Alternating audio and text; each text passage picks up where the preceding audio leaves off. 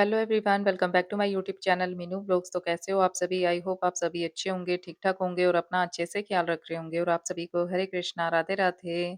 तो टाइम मैंने आपको फ़ोन पे दिखा दिया है, सुबह के बज रहे हैं 4 और आज है शनिवार। तो कार्तिक मास का आज मेरा पहला दिन है। तो ये एक रिक्वेस्टेड वीडियो है, मेरे पास किसी का कमेंट आया था, उन्होंने कहा था दीदी आप अपनी कार्तिक मास की जो दिनचर्या है, वो हमारे साथ शेयर करें कि आप कैसे सुबह के टाइम पूजा पाठ करते हैं या दीपदान करते हैं। तो चलिए आज इसी टॉपिक पे मैंने वीडियो शूट करी है आपके लिए। उम्मीद करती हूँ आपको वीडियो अच्छी लगेगी। अगर अच्छी लगे तो लाइक कर दीजिए और अगर आप मेरे चैनल पे न्यू हैं तो चैनल को सब्सक्राइब भी कर लीजिए। तो सुबह का सबसे पहला मेरा काम होता है पानी पीने का। थोड़ा-सा गुनगुना करके पीती हूँ, चाहे सर्दी हो, चाहे गर्मी हो। पानी पी के उसके बाद मैं लगाती हूँ अपने पूरे घर का झाड़ू। और सुबह के टाइम ना जब हम उठते हैं तो उसके बाद अपने घर में झाड़ू हमें ज़रूर लगाना चाहिए, पूरे घर में लगाना चाहिए। इससे क्या होता है, साफ-सफाई तो हो ही जाती है क्योंकि पूजा-पाठ करनी होती है, साफ-सफाई करके ही करनी होती है। दूसरी बात ये होती है कि रात भर में जितनी भी नेगेटिविटी आई होती है ना हमारे घर में, वो भी दूर हो जाती है। तो बाहर से दीपक जी ने झाड़ू लगा दिया था, पानी भी छिड़क दिया था। अब ये जो अंदर से मैं कूड़ा लेके आई हूँ ना, मैं यहीं से उठा लूँगी। तो अंधेरा काफ़ी हो रखा है और अभी सारे सो रहे हैं ना, गली में भी कोई उठा नहीं हुआ, तो काफ़ी अच्छा लग रहा है, शांति सी लग रही है। तो चलिए झाड़ू तो मैंने लगा लिया है पूरे घर का, अब गेट कर देते हैं बंद और अब फटाफट से ब्रश कर लेती हूँ मैं और नहा लेती हूँ क्योंकि सुबह का जो टाइम है ना, फटाफट से ऐसे भागता है। आज मैं 4 बजे उठी थी, फिर भी लेट हो गई थी। तो पहला दिन था ना कार्तिक मास का। वैसे मेरी जो कार्तिक मास की दिनचर्या है ना, वो मैं कार्तिक मास लगने से पहले ही शुरू कर देती हूँ, 3-4 दिन पहले, ताकि मेरी एक हैबिट सी बन जाए और मुझे जो टाइम टेबल है, उसका भी पता रहे कि कितने बजे मुझे उठना है, कितने बजे कौन-सा काम करना है। तो इस बारी की जो मेरी कार्तिक मास की दिनचर्या है, वो कार्तिक मास लगने के बाद शुरू हुई है। तो बस नहा धो के अब मैं आ गई हूँ अपने घर के मंदिर में। सबसे पहले मंदिर कर लिया जाए साफ, तो यहाँ से ना सारी धूल मिट्टी मैं निकाल दूँगी कपड़े से और उसके बाद बिछाऊँगी आसन। तो जब भी हम पूजा पाठ करते हैं ना, तो हमारे जो पैरों के नीचे आसन ज़रूर होना चाहिए। तो चलिए, अब ये जो मंदिर के जितने भी बर्तन थे, ये भी मैंने धो लिए हैं। गोपाल जी को भी मैंने उठा दिया था और दीपक जी यहाँ पर आटा गूँध रहे हैं दिए बनाने के लिए। वैसे मिट्टी के जो दिए हैं ना, पिछली बार के काफ़ी सारे रखे भी हुए थे, लेकिन दीपक जी 3-4 दिन से दीपदान कर रहे हैं ना, तो फिर वो खत्म हो गए हैं। वैसे मैंने कहा था रात को लाने के लिए, पर लेकिन रात को जैसे लेट हो जाते हैं ना, तो फिर दिए वगैरह कहाँ ही मिलेंगे, दुकानें वगैरह बंद हो जाती हैं, इस करके। तो फिर मिले नहीं थे, तो मैंने कहा चलो कोई बात नहीं, कल मँगवा लेंगे, आटे के दिए बना लेते हैं। आटे के जो दिए होते हैं, वो भी शुभ माने जाते हैं, उसमें भी हम दीपदान कर सकते हैं। लेकिन ये होता है ना, जैसे मैंने आपको बताया कि सुबह का जो टाइम है, काफ़ी जल्दी भागता है और जो दीपदान है, वो भी हमें जल्दी से जल्दी करना होता है, अंधेरे में ही करना होता है। तो बस अब मैं करवाऊँगी गोपाल जी को स्नान। तो काफ़ी बार मैंने आपको वीडियो में बताया कि जब भी मैं गोपाल जी को, ठाकुर जी को स्नान करवाती हूँ, तब राम स्तुति बोलते हुए करवाती हूँ या फिर ओम नमो भगवते वासुदेवाय मंत्र का जाप कर लेती हूँ या फिर हरे कृष्ण महामंत्र का जाप करते हुए इनको स्नान करवाती हूँ। क्योंकि कभी भी गोपाल जी को जब हम तैयार करते हैं, इनका श्रृंगार करते हैं या इनको स्नान करवाते हैं ना, तो कभी भी चुप होके हमें नहीं करना चाहिए। तो जो भी स्तुति या मंत्र हमें आता हो या जो हम अच्छे से बोल सकते हैं, वो हमें बोलते हुए गोपाल जी को स्नान करवाना चाहिए या इनकी पूजा सेवा करनी चाहिए। तो चलिए गोपाल जी का स्नान तो हो गया, अब इनको पहना दी जाए इनकी पोशाक। तो आज ब्लू कलर की इन्होंने ड्रेस पहनी है, काफ़ी सुंदर लग रहे हैं इसमें। और अब कर दिया जाए गोपाल जी का चंदन से श्रृंगार। तो जब मैं इनका श्रृंगार करती हूँ, तब ये वाला मंत्र बोल लेती हूँ। कस्तूरी तिलकम ललाट पटले वक्षस्थले कौसुतभं नासांग्रे वरमौक्तिकम् करतले वेणुकरे कंकणं सर्वांगे हरिचंदनं सुललितं कंठे च मुक्तावली गोपस्त्री परिवेष्टितो विजेते गोपाल चूड़ामणि।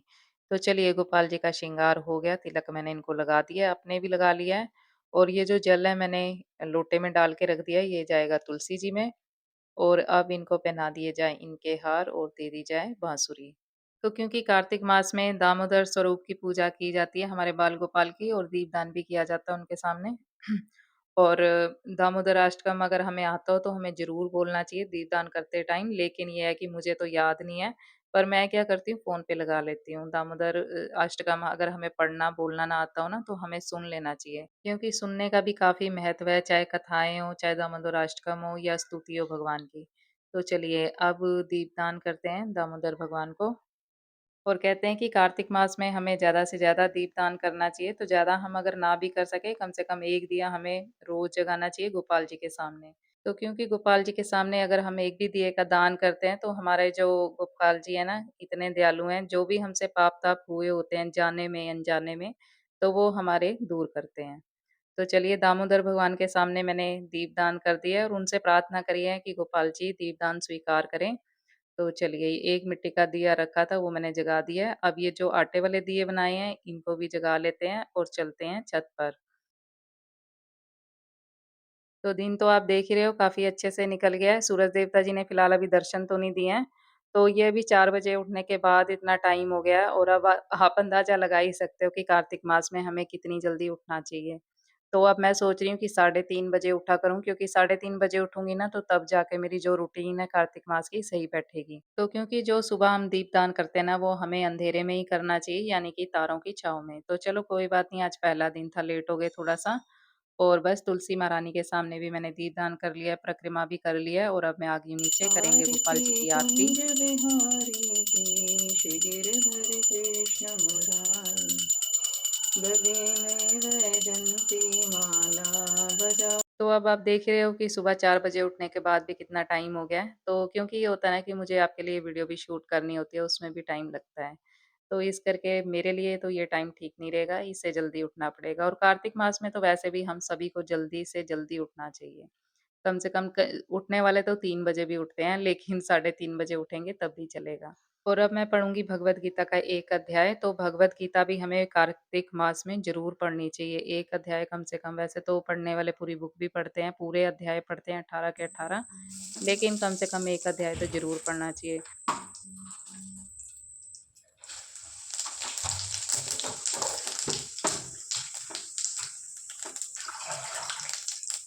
हरे कृष्ण। तो चलिए पूजा तो कंप्लीट हो गई है, मैंने भगवद गीता भी पढ़ लिया, गोपाल जी को भोग भी लगा दिया था। अब मैं आ गई हूँ रसोई में क्योंकि अंजलि के कॉलेज का टाइम भी हो रहा था और आज मैं सब्जी बना रही हूँ मूली के पत्ते की और आलू डाल दिए इसमें, हरी मिर्च भी काट के डाल दिए, नमक मिर्च बस इसमें डालूंगी। तो सब्जी तो मैंने रख दी है बनने के लिए, अब आटा भी गूंद लूंगी साथ के साथ। तो ये थी मेरी सुबह की दिनचर्या कार्तिक मास की। उम्मीद करती हूँ आपको ये वीडियो अच्छी लगी होगी। अगर अच्छी लगी है तो लाइक, शेयर और सब्सक्राइब ज़रूर कर लीजिए मेरे चैनल को और कमेंट बॉक्स में आप अपने अच्छे-अच्छे सुझाव देना बिल्कुल मत भूलिए। मिलते हैं नेक्स्ट वीडियो में, तब तक के लिए हरे कृष्णा, राधे राधे। और आप मुझे कमेंट कर सकते हैं आप किस टॉपिक पे वीडियो देखना चाहते हैं। तो चलिए अब वैसे तो कार्तिक मास से रिलेटेड मैंने काफ़ी वीडियो अपलोड करी हुई है अपने चैनल पर, तो अगर आप वो भी देखना चाहते हो तो मेरे चैनल पे जाके देख सकते हो। मेरे चैनल का लोगो आप टच करोगे ना तो मेरा चैनल ओपन हो जाएगा, स्क्रॉल करोगे तो काफ़ी सारी वीडियो मिल जाएँगी आपको कार्तिक मास से related. Thank you for watching this video.